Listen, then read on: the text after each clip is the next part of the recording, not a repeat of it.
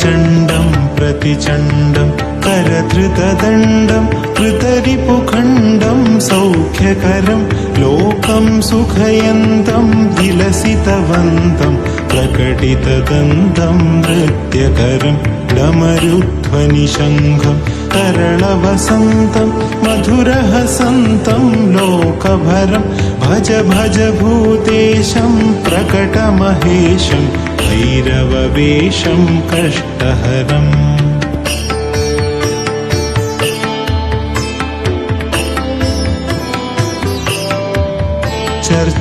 चर्चितसिन्दूरं रणभुवि दूरं दुष्टविदूरं श्रीनिकरं किङ्किणिगणरावं त्रिभुवनपावं खर्परसावं पुण्यभरं करुणामयवेशं सकलसुरेशं मुक्तसुकेशं पापहरं भज भज भूतेशं प्रकटमहेशं भैरववेषं कष्टहरम्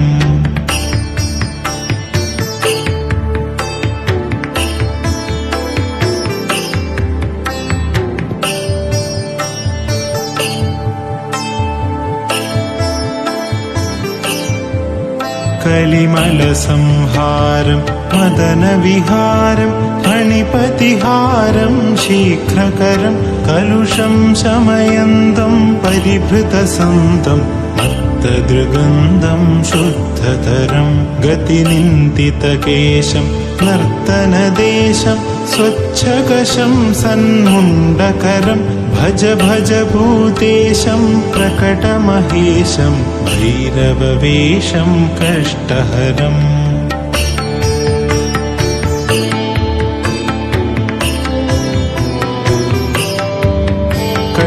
कठिनस्तनकुम्भं सुकृतं सुलभं कालीडिम्भं खड्गधरं वृतभूतपिशाचं स्फुटमृदुवाचं स्निग्धसुकाचं भक्तकरं तनुभाजितशेषं विलमसुदेशं कष्टसुरेशं प्रीतिनरं भज भज भूतेशं प्रकटमहेशं भैरववेषं कष्टहरम्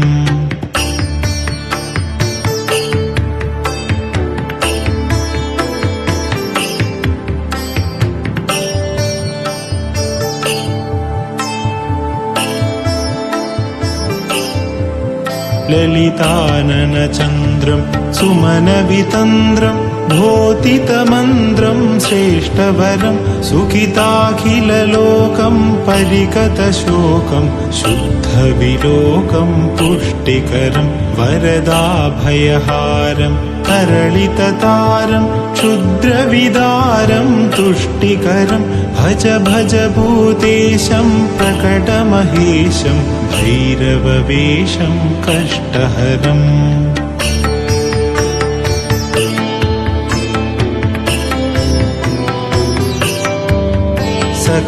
सकलायुधभारं विजनविहारं शुश्रविशारं भ्रष्टमलं शरणागतपालं मृगमदभालं सञ्चितकालं श्रेष्ठबलं पदनूपुरसिञ्जं त्रिनयनकञ्जं गुणिजनरञ्जनकुष्टहरं भज भज भूतेशं प्रकटमहेशं भैरववेषं कष्टहरम्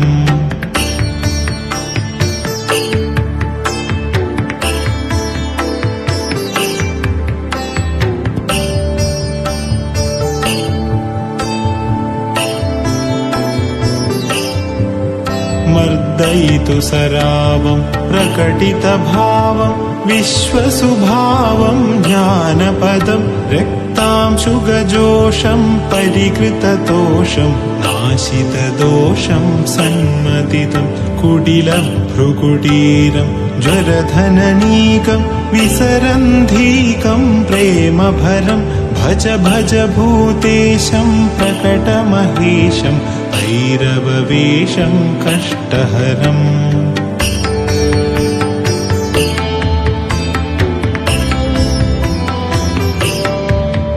परिनिर्जितकामं विलसितवामं योगिजनाभं योगेशं बहुमध्यपनाथं गीतसुगाधं कष्टसुनाथं वीरेशं कलयन्दमशेषं धृतजनदेशं नृत्यसुरेशं वीरेशं भज भज भूतेशं प्रकटमहेशं भैरववेषं कष्टहरम् भैरववेषं कष्टहरं श्रीभैरववेषं कष्टहरम् इति श्रीभैरवताण्डवस्तोत्रं सम्पूर्णम्।